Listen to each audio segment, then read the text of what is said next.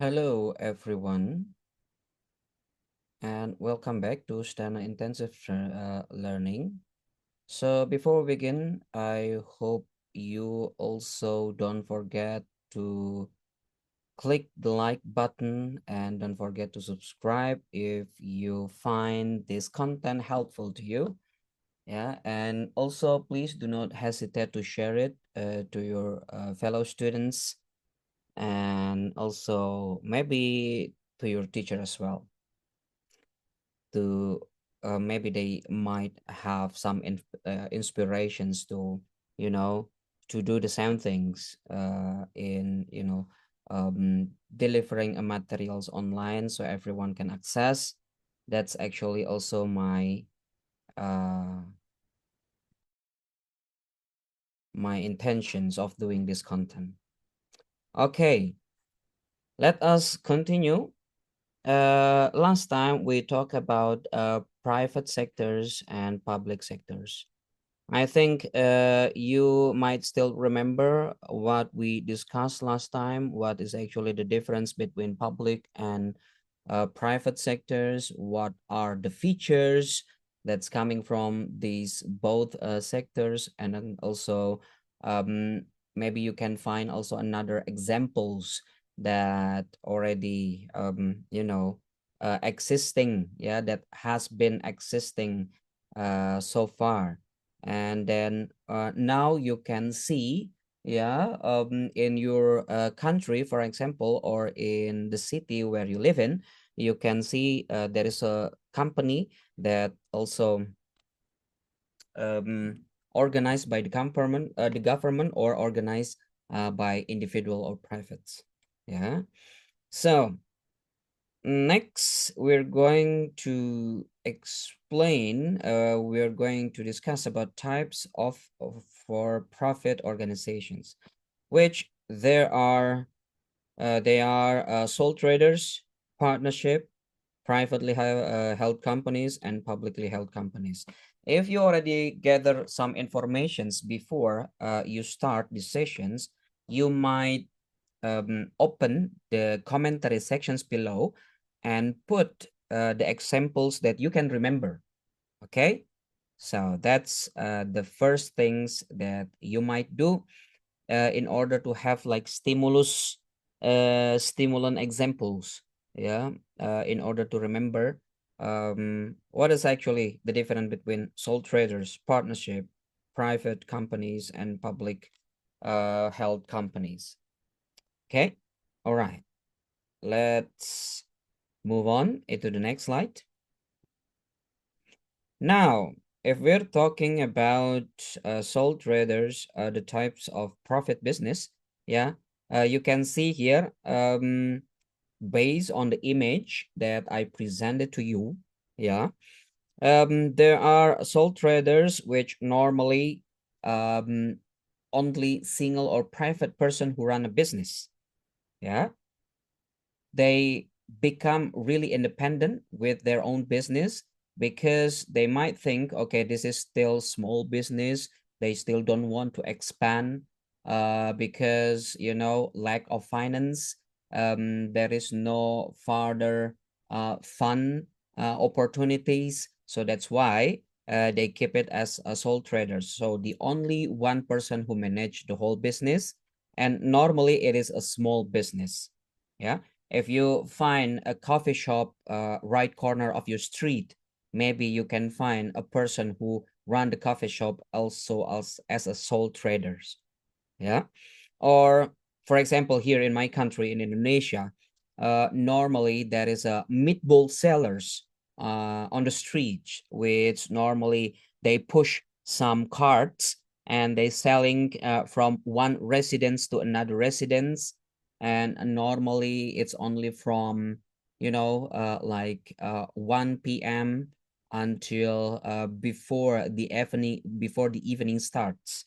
Yeah, it's only like a couple hours because the sole traders or these meatball sellers is only like stock their products very limited. Only a couple person who can buy these meatballs. Yeah. So, or maybe you can find also right in the corner of your street, there is a outlet, small outlet, or there's a bunch of kids selling lemonade, yeah, for $1 a glass. And maybe they close after um, the product is sold out. Yeah, so that's example from sole traders. And next, if we're talking about partnerships, normally the one who operating a business is more than one person, or you have a partner in starting up your business. Yeah.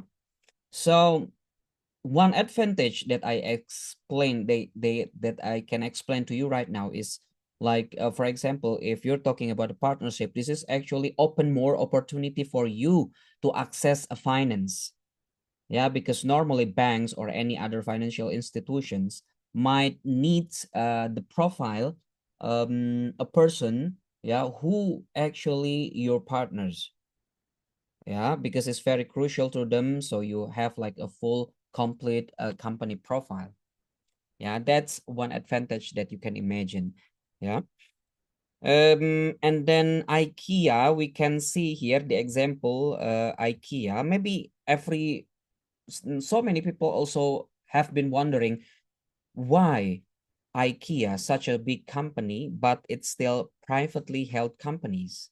So before you understand what does it mean, yeah, normally, yeah, you can imagine also this kind of big businesses still owned by individuals or family business. So that's what IKEA look like. Even, I spend sometimes also studying in Germany for 8 years. And I can say that there is so many big companies in Germany that still, yeah, as what is so-called Mittelstand. That means middle-sized company, even though it's already big, more than 500 employees or even 1,000, it's still owned by one family or one person. Yeah. So that's we can see that is privately held companies. Yeah. Which is it's already has their own legal form and very big. Yeah, normally. And then publicly held companies. So if we're talking about publicly held companies, so many people can own this company because uh, this company is already been released on IPO. Yeah, IPO means initial public offering, which normally they go to the to the stock markets in releasing their shares, so everybody can buy these shares, and then in order to have stable, not stable, in order to finance that company. Yeah, so that's publicly held companies. If you still don't understand, I will explain to you a little bit more afterwards. I'm only giving you a little bit insight, what is actually this definitions means. And next, there is social enterprises, including cooperative and non-governmental organizations. There are non-profit social company, and there is profit social company. Yeah, which normally profit social company, they aim into social benefit, but of course still need to generating some revenue or sales or profit, yeah, to run the companies and to give more benefits to the society. But if we're talking about non-profit, that means the purpose is only contributing to the society. And how is the fundings works? Normally, they rely on donation. Yeah. And then next, if we're talking about multinational corporations or MNC, we can see here there is some well-known names company. There's a Bayer, Amazon, Toyota, Airbus, which normally this company has operation or has a factory not only in one country. Yeah, so that's the one where we can call MNC. Now, this sections is has also the aim to give you any deeper understanding related to the definitions that we already explained before from the previous slides. Yeah, you can see more definitions about the sole trader. Yeah, normally it's also well known as sole proprietor. It is a commercial for profit business owned by a single person. Yeah, even though that you can employ as many people as needed, the sole trader is the only owner of the business. Now, if we move on into the partnership, you can see, yeah, that normally the business would like to strive to earn more profit for its owner, but normally it owned by two or more people. Yeah, before you build some partnership business, yeah, there has to be some contract that you must sign. Yeah, because this contract is as a agreement between between people who would like to run a business together to avoid some misunderstanding and disagreement in the future. And now, if we're talking about the privately held companies as also known as a corporations, yeah, normally this big company is owned by the shareholders. Yeah, the profit that company belongs to shareholders. Yeah, and one of them also is a owner. Yeah, maybe the shareholders we can say as investors. Yeah, or a family that has share in this company which contribute something to the funding. Yeah, it is also included. Last but not least, we have publicly held company, which this is already released on the IPO, or we can say this is also joint stock companies, yeah, who has limited liabilities owned by shareholders, by the public. Yeah, the public is the shareholders, and the business is being traded. Yeah, you can buy share on the stock exchange or stock market. So I hope that's short definitions and short and brief definitions about four um, types for profit commercial organizations. Yeah. And I think you can, what is your assignments now is you can find the advantages and disadvantages of each type.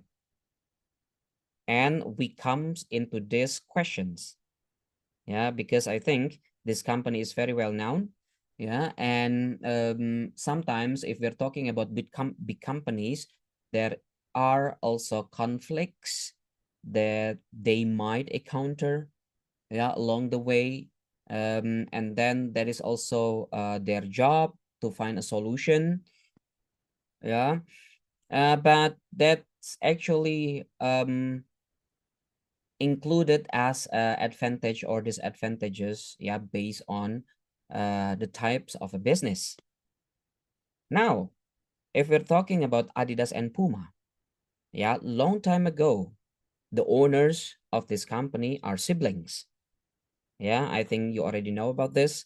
There were Adi brothers. Yeah, there is a Adi Dassler and Rudy Dassler. They were originally partners in a show company, and they called the company as a Gebruder Dassler Shoe Fabrik, or we can say it's in English, Dassler Brothers Shoe Factory. The company was started by Adi Dassler, and his brother Rudy joined in 1924.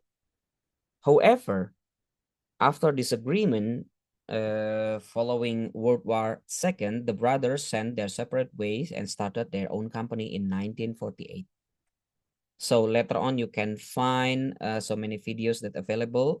I'm really sorry, there is no video in the slides, but I think you can find the conflict they're facing along the way before they have their own company.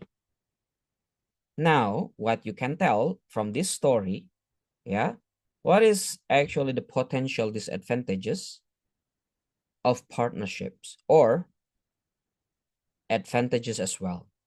Yeah, you can include it your answer, um, and then put it on the commentary sections below if you already found out what is actually the advantages and disadvantages of the partnership based on um, Gebrüder Dassler Schuhfabrik.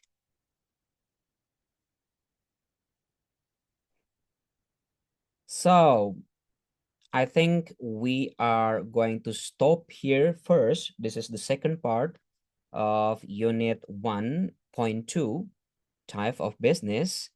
We will see each other again anytime soon. Thank you and see you. Bye bye.